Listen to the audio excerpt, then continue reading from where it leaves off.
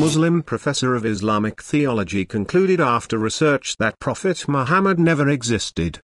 Munster, Germany, Mohammed Kalisch, a Muslim convert and Germany's first professor of Islamic theology. He fasts during the Muslim holy month, doesn't like to shake hands with Muslim women and has spent years studying Islamic scriptures. Islam, he says, guides his life, so it came as something of a surprise when Professor Kalisch announced the fruit of his theological research.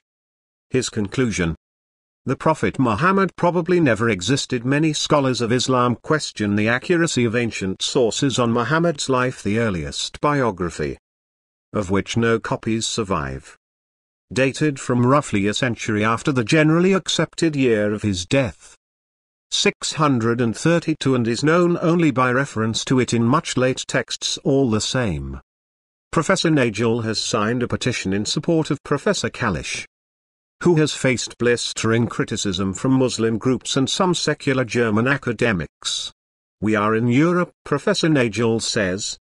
Education is about thinking, not just learning by heart. He was struck, he says, by the fact that the first coins bearing Muhammad's name did not appear until the late 7th century, 6 decades after the religion did.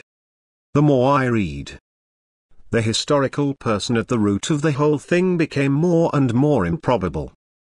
He says he has doubts, too, about the Quran. God doesn't write books, Professor Kalisch says. I am convinced that what I'm doing is necessary. There must be a free discussion of Islam, he says.